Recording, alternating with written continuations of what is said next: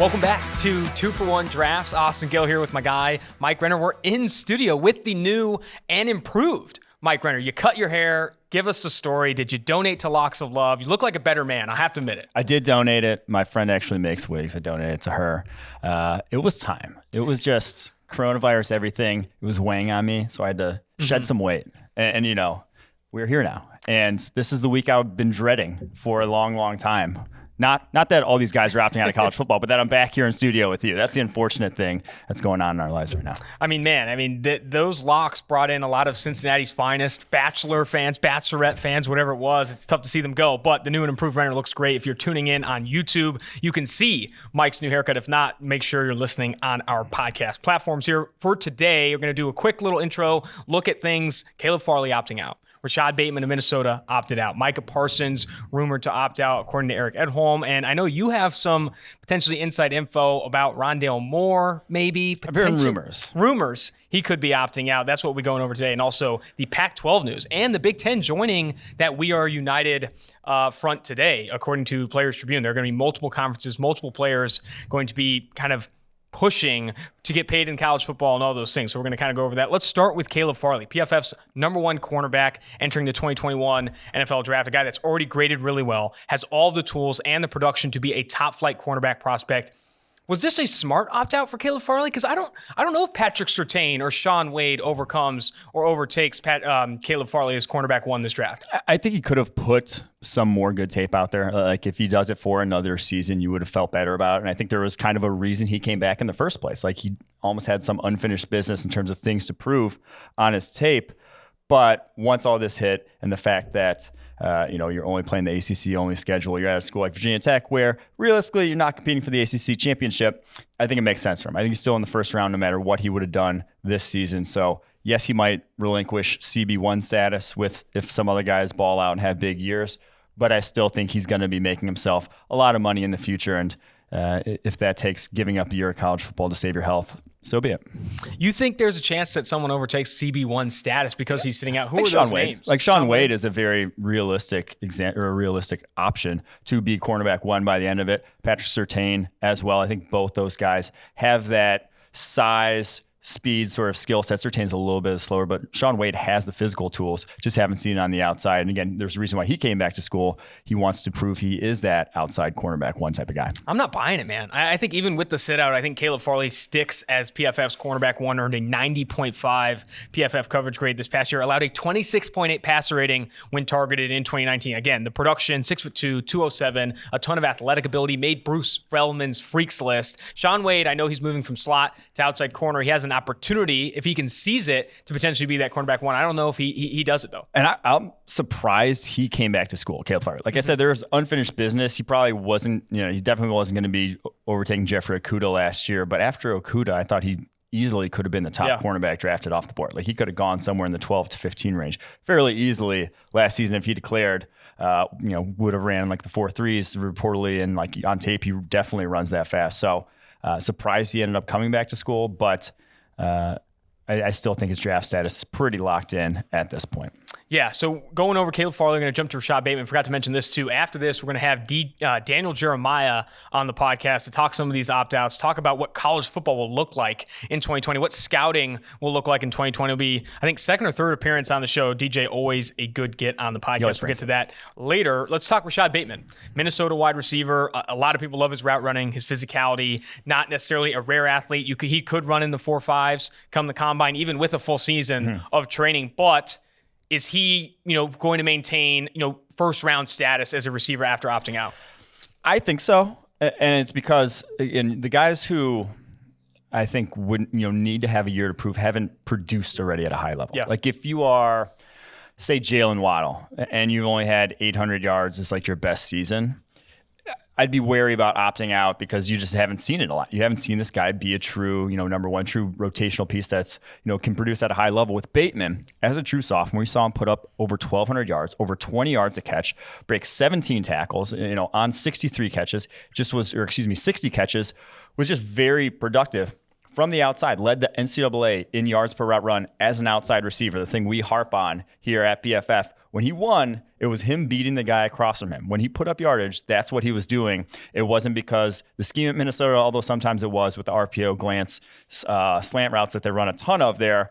But at the same time, like he won down the football field, won after the catch. And yes, he might not be the most physically imposing, but he gets off the line of scrimmage better than anyone else not named Jamar Chase in this wide receiver class. I mean, and already does that. And that's the thing you worry about with guys not translating to the NFL is can they get off the cornerback cross from them? Can they get off these physical, bigger NFL corners because they're all bigger in the NFL? Bateman, I have no worries about that. I mean, first thing in my notes, separation at and away from the line of scrimmage. Good with his releases. Obviously, at his route stem as well. Earned an 89.0 PFF receiving grade. And I'm glad you brought up, how much Minnesota runs RPOs. 46% of their plays are RPOs, most in the Power 5. However, removing RPOs and still looking at Rashod Bateman, an outside receiver, averaged 3.57 yards per out run. It wasn't all gimme plays. This guy is winning on normal play calls, not just RPOs. One of the more productive receivers. And people forget, Rashod Bateman, true sophomore this past year, obviously playing there at Minnesota with Tanner Morgan, Tyler Johnson, etc. I really do think he won't be the first receiver off the board. I think Jamar Chase are still in running for that. Rondale Moore, even if we'll talk about him a little bit later, but there are some better receivers than Bateman in this class. I still think, though, top 50 player when it's all said and done. That's the thing. To me, he reminds me of like a Keenan Allen type or a DeAndre Hopkins. I'm not saying like completely skill one-to-one, but he's like one of the best receivers in the NFL. But I'm saying they're not. Those guys ran slow coming out. They didn't test extremely well. Their verticals weren't off the charts. He doesn't really wow in any sense. And like, he has some wow plays on his tape, but it's never like you flip on the tape and you're like, wow, those are tools to work with. It's more just he's very good at wide receiver. Yeah. And is very good at all the little things about playing wide receiver. And he's pretty good, and he has good size as well, which those guys have. So I do think Rashod Bateman is going to get underdrafted relative to his talent level, relative to how good he is at the position. You'll see a new number of guys. I would say Jalen Waddle, obviously Jamar Chase, freakier probably athletes. Devontae Smith. Yeah, guys who have probably a little bit more in the speed realm get drafted ahead of them. But then Rashod Bateman, we're going to be talking about this 3 or 4 years from now and be like, oh, how do you fall to pick 25? He's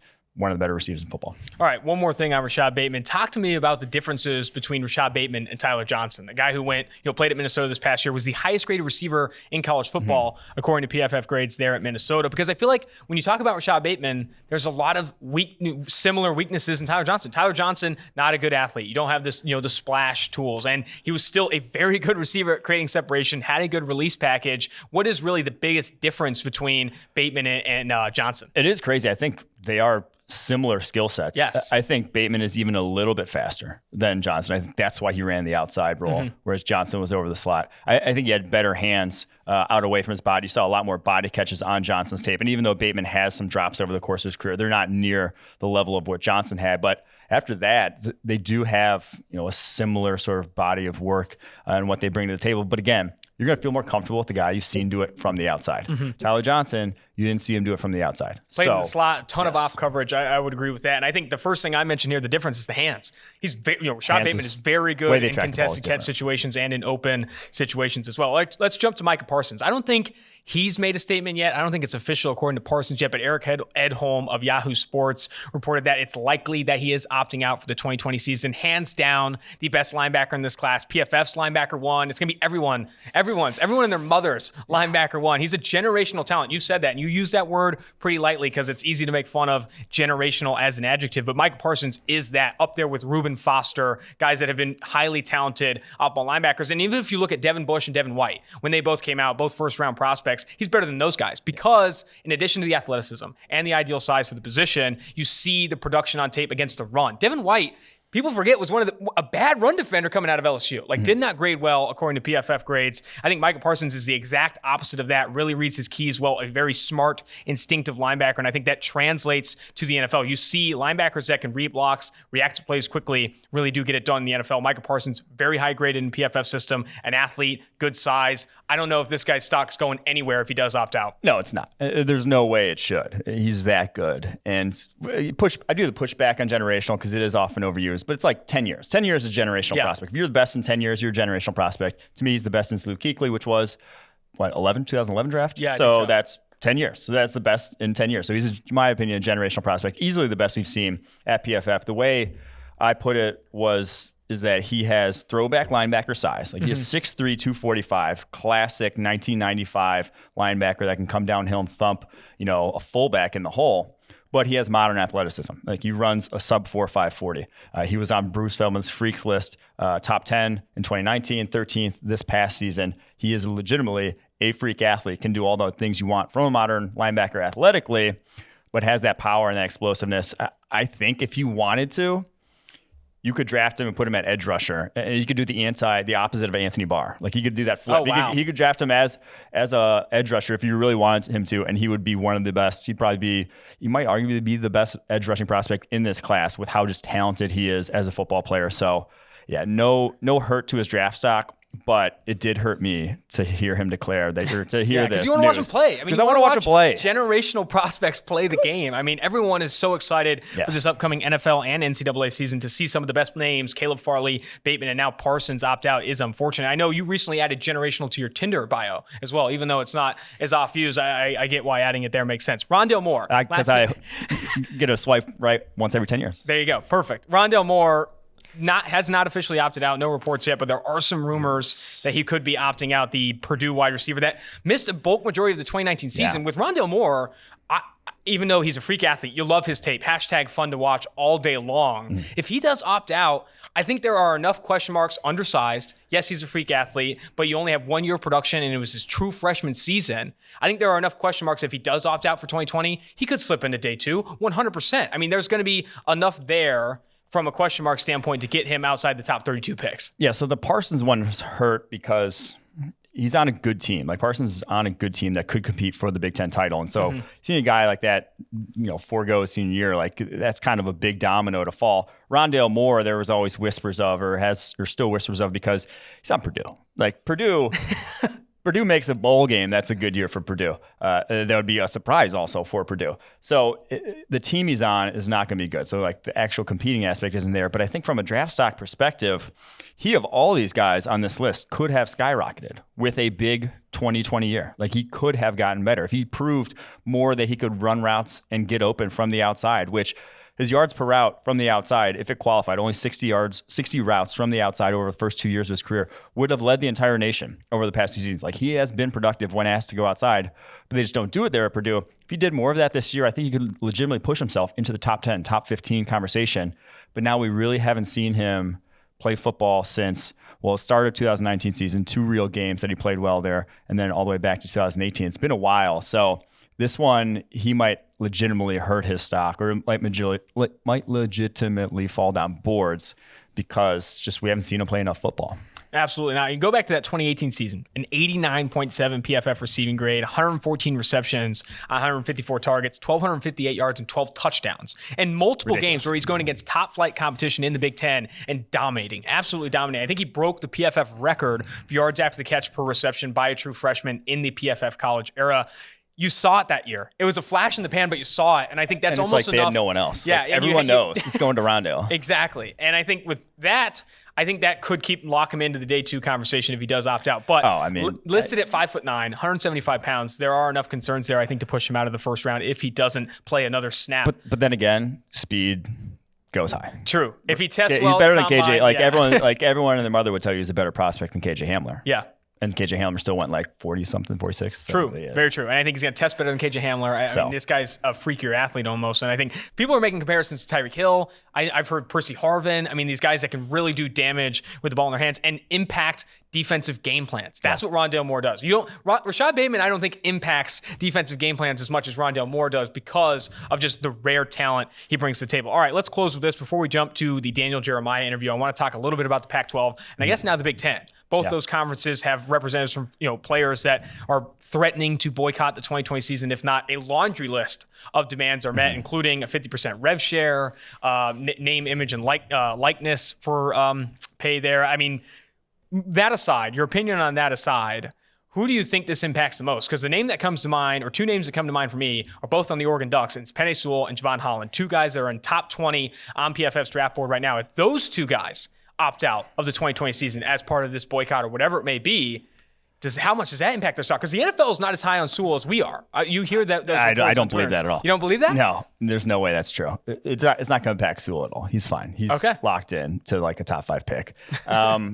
It will affect. I mean, I think it'll affect Jevon Holland if he was a safety as a freshman, slot cornerback last year. I mean, he's been good, but I don't think he's put enough on tape to lock himself into a top 15 pick. Like if he's sits on that, and you have a guy like Andre Cisco play at Syracuse and he balls out, you're probably gonna go with the guy you just saw play this past year who balled out. So I think there are some guys that'll impact. I will just say it'll be interesting to see going forward. One, how many players are actually in on this. I know they said we are united or whatever, but push comes to shove, how many guys are going to be like, I kind of want to play college football to see if I can get, my draft. True. Not a lot of guys are set, in that regard. And the other one was the demands are not going to be met. No, they're not going to meet all of these demands. In addition to them being hard to agree to, you're not going to agree to any of them in a handful of months or even a month plus. Exactly. Because there's a lot that has to go into agreeing to these demands. I think for players the health aspect, I can see it getting agreed to because there are some medical expense coverages, other things like that, like coronavirus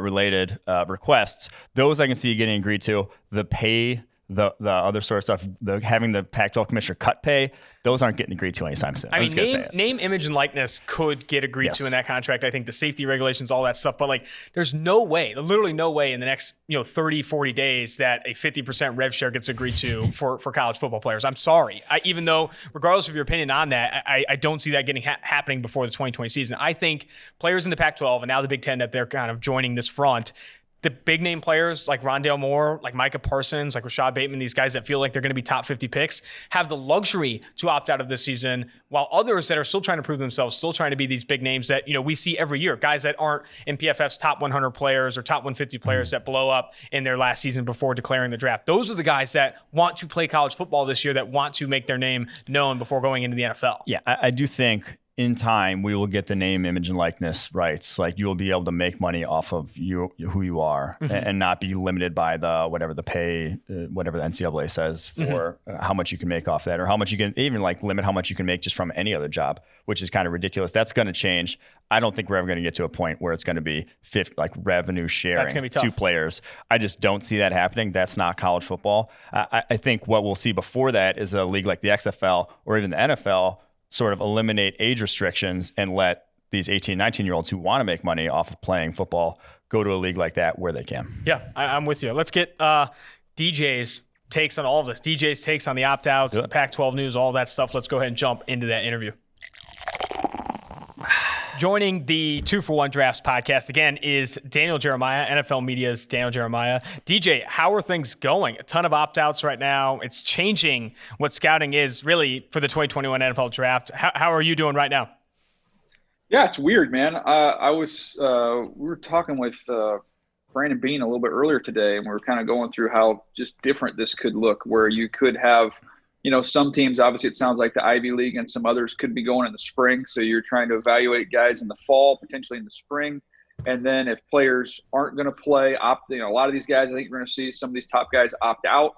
How do you get a chance to see them? And not going to see them in football action, but can you get a chance to get eyeballs on those guys, during the training process, or do you just lose contact with them for a full calendar year? So it's crazy. I mean, it's small potatoes in terms of the real issues going on in the world right now, but it's never been more challenging to be in personnel than it is right now. How do you deal with a guy? There hasn't really been a corollary where a guy misses last year since Mike Williams, Maurice Claret. That's probably when you were back working with teams. How do you deal with those guys who skipped that year? What was your thought process out scouting those guys? Yeah, I mean, I think you got to rely on the previous tape. I mean, I tweeted out the other day. I mean, Nick played a couple games, but when you look at Nick Bosa's, last year at Ohio State, there was enough good to go off of that, previously that you felt comfortable with the evaluation. Then you add in the fact A, he's at Ohio State, B, who his brother is, and C, all the guys they've produced. You're kind of like, okay, I can kind of figure this out. This is not an unsolvable riddle here. But I in talking to teams around the league, they're getting the opportunity to do something that PFF, that you guys talk about, being able to watch every single play. So they've never had this luxury of time to devote to one season of play, which is what they're really able to do on this last year. And then they're also even going back a year further. So The challenge is, I was talking to a GM the other day, and he said, look, I had this player that came in we expected was going to be at 265. He showed up at 235. Oh, man. We had another player who we thought would show up at 295, and he showed up at 320. And that's with their communication process with guys on their own team, just not physically seeing them. Now you're in a situation where you don't have any contact with a lot of these college kids, and you haven't seen them. You don't know what they look like or how they move. That's why I've been trying to advocate, for a rule change in the fall. If we have some schools or conferences that aren't playing, to open up some of these workout facilities or allow some NFL personnel to be able to see these guys where they're training, to at least get eyeballs on them physically. You don't get to see them play football, but at least you can see them move around a little bit. Well, I can't say my weight during quarantine has stayed steady. It definitely packed on a few LBs as well. But I want to talk specifically about some of the opt-outs. Caleb Farley, the Virginia Tech cornerback, currently PFF's #1 corner entering the draft. And then also Rashod Bateman, two of the official opt-outs right now. What are your thoughts on those two prospects, and how big is this opt-out for them? Well, Farley is my next assignment here. So I this first look series, we look at 20 guys. He's literally number 20. So he's going to be my homework for this evening, and that'll be out on Friday. But, Bateman's a really good player and really physical. You can play outside, you can play inside. I didn't think he had like that elite top speed, but I really don't know that that's all that important as people might think. So somebody that's really good getting in and out, very physical. He's going to probably have to dial that down a little bit. He gets away with some stuff at the top of the route. But he, I put down, I don't know if it's the jersey number or what, but I got some Mike Thomas kind of vibes from watching him, just because of that aggressive way in which he plays. When the ball goes up, it's his, and some of that inside-outside combination. So I think he's a really good player. I think, to me, if you're kind of guess, where does he, fall in a draft process, it's so early to say that. But to me, he kind of reminds me of those kind of, 25 to 35, type range. I didn't think he was a top 10 type player, but somebody that's going to probably end up going to a good team and have a nice run. Yeah, I'm bored with that evaluation completely. That's where I kind of said he'll end up going. I think he'll end up going after all this. But the guy who's the sort of blue chip guy, the biggest name to have opted out already, Micah Parsons, Penn State linebacker. Where do you think he ends up, and what are your thoughts on him as a prospect? He's not officially opted out yet, but the rumors are that he will be. He's really talented. I put a huge grade on him, and I'm just kind of going through my notes right now and looking at some things. And when you have the ability, with the way the game is right now, to be able to play off the ball, to be able to cover running backs, to be able to mirror tight ends, which he's done, then you add what he can do as a blitzer. You've got the range laterally. I didn't think his instincts were like an elite level. If you're kind of comparing him to, let's go to another big linebacker we've seen recently, Tremaine Edmonds. I thought Tremaine was a little bit more instinctive than him on college tape, but you have that same type of athleticism and range, which to me is so big at that position right now. What is your opinion on the Pac-12 and now the Big Ten today, according to the Players Tribune, kind of joining this We Are United movement? What do you think the impact of that will be on some of the bigger named Pac-12 prospects? And then also now that the Big Ten's involved, Penei Sewell, Jevon Holland comes to mind, some others as well. Yeah, I mean, I'm glad that they have the freedom to get their voice heard and to put that out there. I don't think that's a bad thing at all, and trying to get better, conditions. I kind of jump off board a little bit when you get into the revenue sharing. That gets a little complicated for me, and you start getting into you see the Twitter battles that take place over is a scholarship a job? Is it not a job? What's the value? I don't care about all that stuff. That's over my head, above my pay grade. But in terms of wanting safe working conditions during a pandemic, yeah, I mean, have your voice heard and for them to organize together, I think that's a good thing. But the challenge with these guys potentially opting out, or the threat of some people opting out, is that I think I can make a strong case in favor of these top guys, and I'm put a number conservatively, let's just say 20 to 30. And I can say conservatively, you 20 to 30 guys are going to be top 60 picks. So I'm giving myself some wiggle room there, but that's the scale you're on. I think we can safely say that about 20 to 30 guys. But if you put the top 200 players in a room and ask them, everybody that's a top 50 player stand up, you would have all 200 guys would stand up. So I think there's a lot of people that are the false impression that I'm a first-round pick or I'm a second-round pick because my dad, my uncle, my position coach, my high school coach, they've all, all these agents have told me that I'm a first-round pick. It's not necessarily true. So that's where I would just, have some caution there. Look, if you're one of those top 20, 30 players we can all agree upon, man, I can't argue against you opting out because there's only one good thing that can happen if you play. You up your draft stock, you play better, your stock goes up. There's 3 potential bad outcomes, right? You could get COVID, you could get hurt, you play worse. So that's just like a simple math equation for those guys. But I think, again, that number is 20 to 30. It's not, 150 to 200. All right. I'm sick of talking about COVID, opting out. I want to talk about the actual prospects here. Let's dive into this quarterback class a little bit because I've said they could go 1, 2, 3. Trevor Lawrence of Clemson, Justin Fields of Ohio State, Trey Lance of North Dakota State. I think they're that good. How good is this quarterback class in sort of relation to once in the past? And what are your thoughts on how are you ranking these top 3 here? Yeah, I think it's really good. I had fun studying them. And over the summer, I went into it knowing a lot about 2 of them and not a lot about Trey Lance. I'd heard about him and talking to people and you see him in some crossover tape and, that's a nice play, but I hadn't really studied him.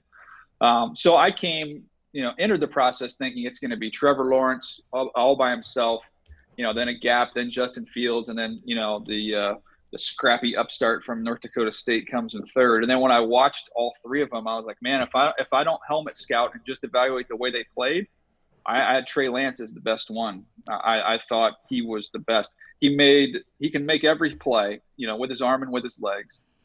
He's the best decision maker by far, and that's referenced, and you can see the lack of turnovers. He's selectively aggressive, so when there's times to take shots, he's not just a check down Charlie. Like, he'll push the ball vertically down the field. And so I look at poise, decision making, accuracy, playmaking ability, toughness. Like, he's literally off the charts in all 5 of those key areas. So he, to me, was the most impressive of the bunch. Now, I would say Trevor's probably going to be the one that goes ahead of him because you've got the rare size and the athletic ability and the pedigree and playing at a higher level. But I thought Trevor can make every play. He has the wow plays. I just did not think that he was as pinpoint accurate as I would like. I thought he missed some throws, and that bothered me a little bit. And then Justin Fields, kind of 2 guys before that injury. You could really see what he can do as a playmaker. I saw him play in high school. I saw both him and Trevor Lawrence at the opening, at the Nike opening when they were in high school. I remember thinking Justin Fields, like, just as physically mature as he was, and even when you talk to him, he was a very mature kid. And he can make every type of play. Now, his thing for me was just holding on to the ball too long, trying to make every single play, and just not having that internal clock, to me, was his biggest issue. So I came out of that process with Trey Lance 1, Trevor Lawrence 2, Justin Fields 3, and I thought they were all 3, to me, were top 5, top 10, caliber picks. If you're going back over previous, guys, I actually thought, and people will think I'm crazy, but I thought Trey Lance was further along watching him than Carson Wentz was when he was coming out. And I love Carson Wentz, but I think Trey Lance, he's just a better decision maker and played the position more smoothly, cleanly. Yeah, wow, that's impressive, especially considering you just don't have a huge sample size with Trey Lance. He's throwing, 18 dropbacks a game or whatever it may be, but you even see it. You just see it, that, the ability that he does bring to the table. I'm also glad. What do you guys think about that? What do you guys think? I'd love to get your opinion on that. So to me, I've been hit with that a lot, is the sample size with him. And I come out of it saying, look, I don't need to see you do. I don't need to see you run a 10 flat 100 meters 500 times to know you're fast. If I see you run a 10 flat 100 meters one time, I'm pretty confident that you can run fast. And with him, I felt there's enough there that I think he can make every single throw. He can make every single play. What do you guys think? See, talent-wise, to me, you tell me he's the most talented of the bunch. I can agree with that. But if you don't see a guy have to win with his arm, I think that's kind of a difference in quarterbacks. And it was kind of like the Dak Prescott early in his career criticism. Until you see him win where it's on him instead of 18 dropbacks a game and it's in the run-heavy offense there at North Dakota State against lesser competition, until you really see a guy have to do that, I'm not going to be sold that he can. And so that's the biggest thing to me with him. Like we saw Trevor Lawrence bury Alabama as a freshman in the national championship game when he had to, throw. We haven't really seen that with Lance. And so that's the biggest difference. And that's where I stand on that.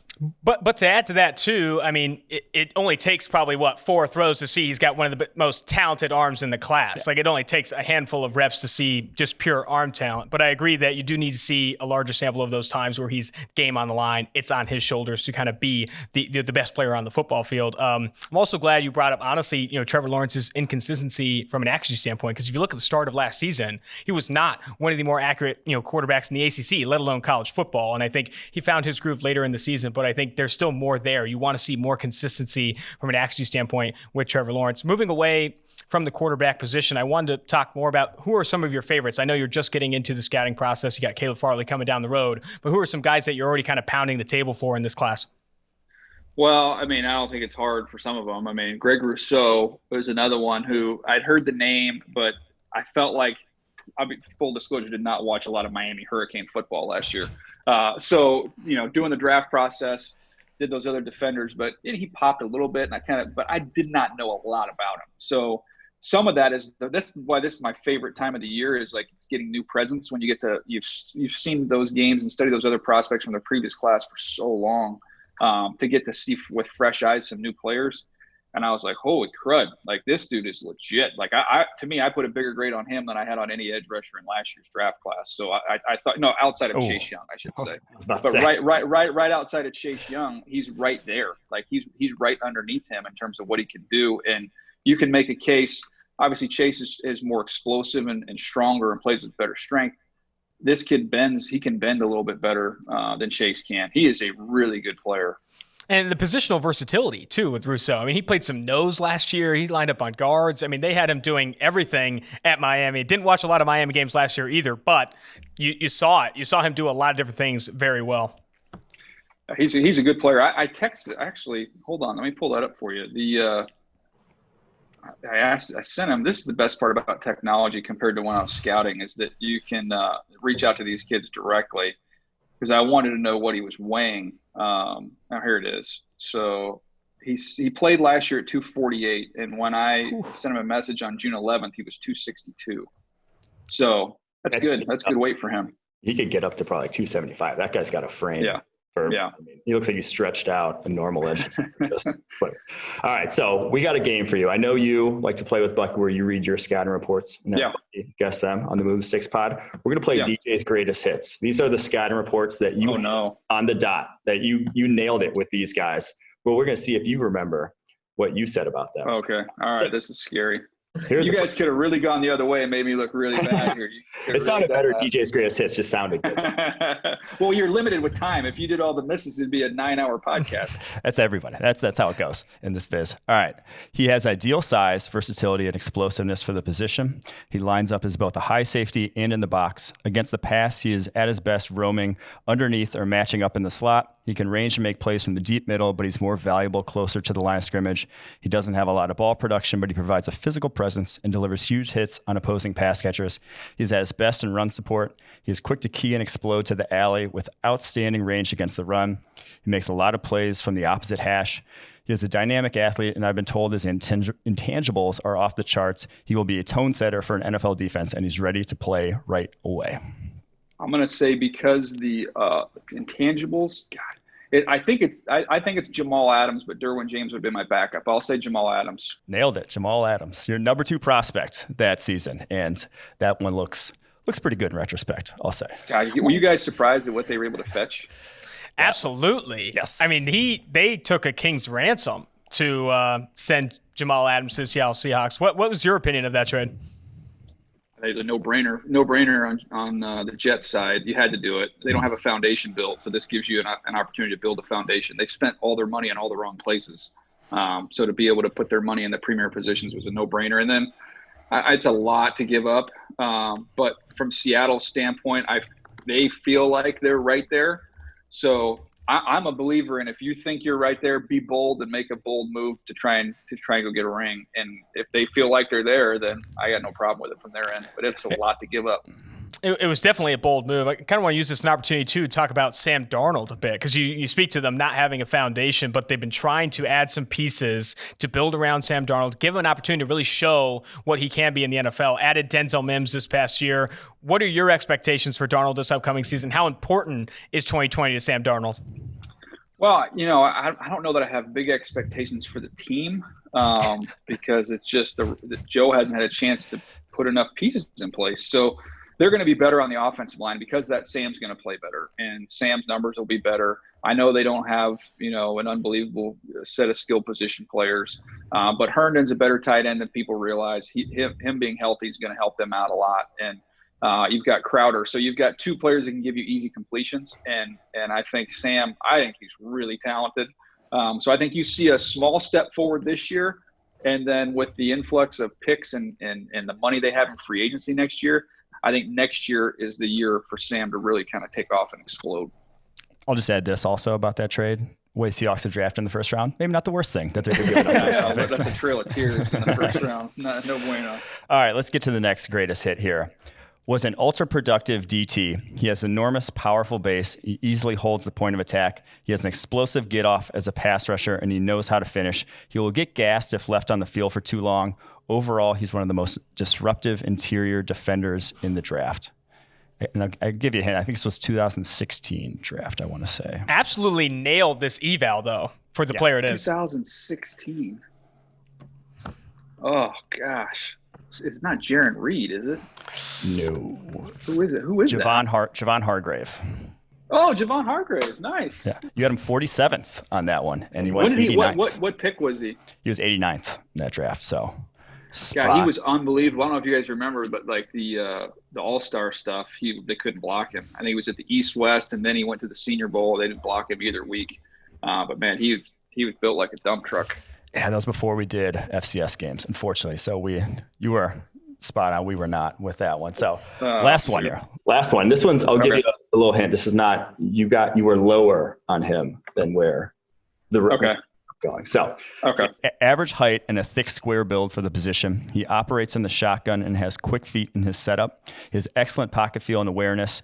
He has a dip whip delivery, and he generates enough velocity to make all the necessary throws. He is an anticipation thrower who shows the ability to read the entire field. His accuracy is good, but not great. He has some easy misses on simple underneath throws. He's a very good athlete and throws well in the move to both sides. He's effective on designed QB runs. It sounded like Baker Mayfield, but it's Mitch Trubisky. Though.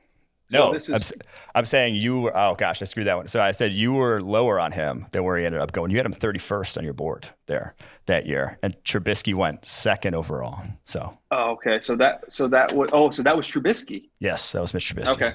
Okay. There you go. Yeah. So he was 31st. In hindsight, if he was the 31st pick in the draft right now, you'd be like, okay, maybe, he's still time for him. The fact he's the second pick in the draft, everybody's punted on him. I see what you're saying there. All right. Well, that's going to do it for TJ's greatest hits. So let's get you back on and do some. You guys did me solid on that because you could have really, you could have unearthed some. We tried to not go too many deep hidden gems there, but I think the Jevon Hargrave eval is impressive, seeing how well he's done in the NFL, specifically as that explosive penetrator on the interior. Very impressive stuff from DJ. Well, do you guys before we wrap up, do you guys ever, because this is what I do, when it's different when you're with the team. Now, when you go into the media, I always joke it's way harder what we do because we have to show our grades on everybody versus the team only having to show their grades on 7 players. But do you ever see like Adam Shaheen, great example, like he gets traded and there's still that flicker of hope of just maybe it's just a change of scenery. Maybe I did not miss on that report. Maybe if we can just get him a fresh start somewhere, maybe that report can come back to life. Oh, I'm still Josh Jackson, Iowa cornerback. I still think this is the year. He didn't even play last year for Green Bay, but this is the year. Maybe it's safety. Maybe he moves to safety this year. He's going to do that. But it also, what you mentioned there about fans, they're like, you having to show your work. You miss on one guy. You get one bad eval. People point to that all the time. It's like, dude, teams miss on these first rounders. This happens. That's par for the course to have this one terrible eval. That is what it is. Everyone has their misses. Trust me, that's why I kind of laugh because having worked in Baltimore where, the reputation is, the best drafting team in the National Football League. And it probably is. But I've been on the inside, and I've seen years where we've been bummed that we had to take a player that ends up being an all-time great player because somebody else took the guy we really wanted. And so you get the credit for getting the player right when, in fact, we probably didn't have him in the proper order. So it's weird, man, how it all works. That was Peter King. That was the Packers trying to trade out of the Aaron Rodgers pick. It's like they tried. No one wanted to trade it. So And Peter King has come into the office before and talked about how the Cowboys were locked in on Connor Cook and then ended up getting, the Raiders take him and then they upped or Dak Prescott in that draft. It wasn't even just Connor Cook. Remember, they were in on Paxton Lynch. And then that was a no-go. So then Connor Cook was the number 2 plan. Dak Prescott was number 3. The media doesn't get that luxury. Your evals are on every single player, so it's kind of proof in the pudding there. Well, Daniel, always good to have you on. I called you Daniel. DJ, always good to have you on the podcast. We're going to have to get you on again before the season starts. Hopefully, we do have full NFL and NCAA seasons, but thanks again for everything. I'll tell you what, it's been great to get to know you guys a little bit over the last couple of years and respect you guys and the work that you do, and hopefully we'll do this again real soon. Absolutely. Thank you. Thanks, guys.